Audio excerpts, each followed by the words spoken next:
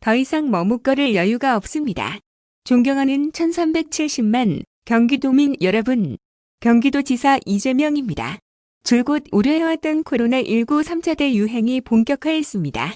확진자 수가 1,000명을 넘나들며 최고치를 경신하고 있고 지역사회에서 크고 작은 집단 감염이 끊이지 않고 있습니다. 경기도는 물론 대한민국 전체가 코로나19 발생 이후 최대의 위기를 맞이하고 있습니다. 1차, 2차 대유행의 파도를 넘어 지금에 이르기까지 도민 여러분의 참여와 희생이 있었기에 숱한 고난을 이겨낼 수 있었습니다. 그럼에도 불구하고 우리 앞에 다시 닥쳐온 3차 파도는 오롯이 최고 방역 책임자인 저의 책임임을 인정하고 도민 여러분께 깊은 사과의 말씀을 드립니다. 무거운 책임감으로 코로나19 방역에 더욱 매진하겠습니다. 코로나19와의 싸움은 속도가 생명입니다. 우리는 코로나19보다 빨라야 합니다. 조금이라도 머뭇거리고 시간을 허비한다면 더 이상 손 쓸 수 없는 상황에 이를 수 있습니다. 도정 책임자로서 질병으로부터 도민의 생명과 안전을 지켜내고 더 큰 피해와 희생을 막기 위해 비상하고 강력한 대응을 할 수밖에 없다는 점 널리 양해해 주시기 바랍니다. 권한에 부여된 동일한 크기의 책임을 기꺼이 감수하겠습니다. 경기도는 상황의 엄중함을 고려하여 다음과 같은 긴급 방역 대책을 시행하기로 하였습니다. 전시와도 같은 위기 상황을 극복하기 위한 불가피한 조치인 만큼 도민 여러분의 넓은 이해와 적극적인 협력을 당부드립니다. 첫째, 12월 23일 0시부터 내년 1월 3일까지 5인 이상 사자 모임을 금지합니다. 정부의 사회적 거리두기 2.5단계 격상에도 코로나19 확산세가 좀처럼 진정되지 않고 있습니다. 현재 전국에서 가장 위중한 지역은 수도권이고 지난 일주일간 전국 확진자의 71%가 수도권에서 발생했습니다. 경기도는 끊이지 않는 지역사회 집단 감염의 주된 원인이 사적 모임에 있다고 진단하고 3단계 거리두기보다 더 강화된 대책을 강구해왔습니다. 하지만 수도권이 더는 생활권이어서 경기도만의 독자 대책은 제한적일 수밖에 없어 서울시, 인천시와 공동 보조를 긴밀히 협의해왔고 협의 끝에 수도권 공동으로 사적 모임 제한 방안을 마련하였습니다. 오는 12월 23일 0시부터 1월 3일까지 경기도 내에서는 실내외를 불문하고 5인 이상의 모든 사적 모임이 금지되고 사인까지만 허용된다는 점을 숙지해 주시기 바랍니다. 동호회, 송년회, 직장회식, 집들이 등 친목 형성을 목적으로 하는 모든 모임이 대상입니다. 공무나 업무상 불가피한 모임, 일상적 가정생활은 제외되며 불가피성을 감안해서 결혼식과 장례식은 2.5단계 거리두기 50인 이하 허용 기준을 유지하도록 하였습니다. 서울시, 인천시도 같은 기준을 적용하기로 하였습니다. 이번 조치가 도민들의 삶, 특히 경제활동에 미치는 영향이 크다는 점에서 결정이 쉽지 않았습니다. 그러나 감염 확산세를 멈추고 지역 감염의 고리를 끊기 위해서는 강도 높은 조치가 불가피합니다. 불편하시더라도 지역사회에서 사적 모임을 통한 전파 사례가 급증하고 있다는 점을 고려하셔서 도민 여러분의 양해와 적극적인 협조를 다시 한번 당부드립니다. 둘째, 경기도형 특별생활치료센터를 운영합니다. 병상이 충분하지 못한 상황에서 확진자, 급중으로 병실 입원 대기자가 증가하고 있습니다. 입원 대기 중에 위중증으로 악화되거나 사망하는 사례가 발생해 이에 대한 적절한 대응이 필요하여 경기도형 특별생활치료센터를 운영합니다. 특별생활치료센터는 생활치료센터와 감염병 전담의료기관의 중간 단계입니다. 생활치료센터의 응급의료 대응 기능을 강화한 생활치료센터라고 보시면 되겠습니다. 특별생활치료센터가 가동되면 응급상황 시 응급처치는 물론 상급 의료시설로 호송이 가능한 인력과 장비를 구축하여 병세가 악화되는 환자에 대한 골든타임을 확보할 수 있게 됩니다. 경기도에서는 현재 사용하지 않는 병원을 우선적으로 확보하고 시설 개선 등을 거쳐서 이번 주 안에 1호 특별생활치료센터를 개소할 예정입니다.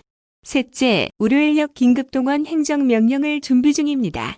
3차 대유행 본격화에 따라 확진자가 폭증하고 있습니다. 특히 고령, 중증, 기저질환 환자가 급증하면서 의료자원이 점차 고갈되고 있습니다. 전국적으로 유사한 상황이지만 경기도는 병상 부족보다 의료인력 부족 문제 해결이 더욱 더 절실합니다.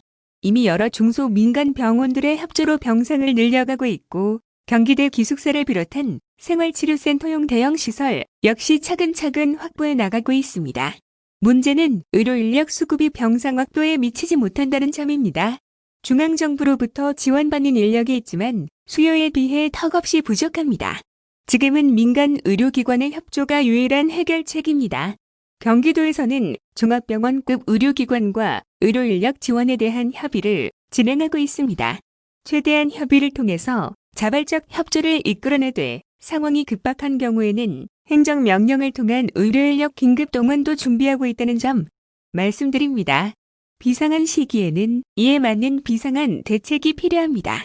경기도는 늑장 대응보다는 과잉 대응이 낫다는 신념에 따라 다소 무리가 따르더라도 도민의 생명과 공동체의 안전을 지키기 위해 가능한 모든 방안을 강구할 것이며 그에 따른 책임은 오롯이 도지사인 제가 지겠습니다.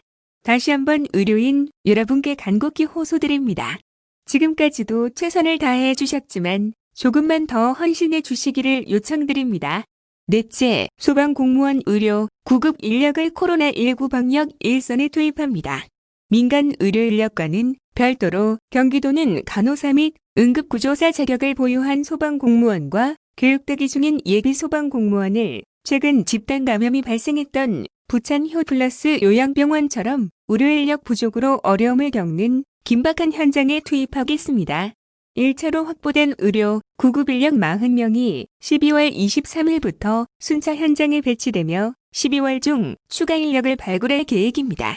물론 코로나19 확산에 따라 응급환자 후송 등으로 의료, 구급 소방 공무원의 업무량도 가중되어 있지만 지금은 의료인력 1명이 소중하고 의료, 구급 소방 공무원들은 숙련된 전문 인력이라는 점을 감안했습니다.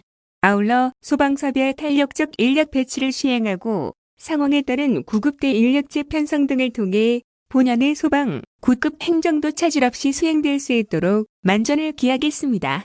존경하는 도민 여러분, 그동안 코로나19 위기와 이에 따른 사회적 거리두기가 장기간 이어지면서 경제 침체가 지속되고 도민들의 피로감이 극에 달한 상황입니다.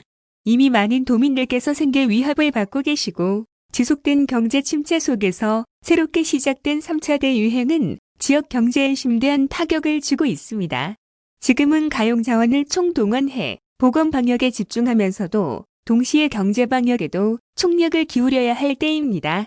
코로나19가 누구보다 영세 소상공인에게 가혹하다는 것은 분명한 사실입니다. 최근 논란이 되고 있는 임대료 강제 감면을 통한 임대인 전가 방식은 바람직하지 않습니다. 불가항력으로 발생한 피해는 공동체 모두가 부담할 일이지 이웃에 전가할 일이 아닙니다.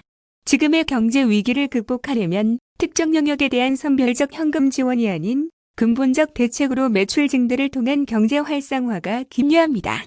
따라서 1차 위기와 비교할 수 없는 대규모 3차 대유행에 따른 경제방역 조치로서 지난 1차 재난지원금을 뛰어넘는 지원이 필요하고 그 방법은 현금 선별 지급이 아니라 전 국민을 대상으로 하는 소멸성 지역화폐의 보편 지급이 되어야 합니다. 현금 선별 지급보다 소멸성 지역화폐 보편 지급이 경제 효과에서 압도적으로 우월하다는 사실은 지난 경기도 재난기본소득과 정부의 1차 재난지원금 지원을 통해서 체감적으로나 통계적으로 확인되었습니다. 한정된 재원으로 정책 효과를 극대화할 수 있도록 정부의 전향적이고 적극적인 검토를 요청드리는 동시에 경기도로서도 가능한 최선의 지원 방안을 강구하겠습니다. 도민 여러분, 지금은 지난 위기를 극복해낸 자부심은 간직하되 더 큰 각오와 결심으로 새로운 도전에 맞서야 합니다. 도민 여러분의 적극적 참여와 협력이야말로 3차 대유행을 극복하는 최고의 무기이자 비결입니다. 개인 방역 수칙을 비롯한 방역 당국의 방침에 적극적으로 협조해 주시기를 다시 한번 당부드립니다. 경기도는 도민 여러분을 믿고 코로나19 극복을 위해 끝까지 주어진 책무를 다하겠습니다. 감사합니다.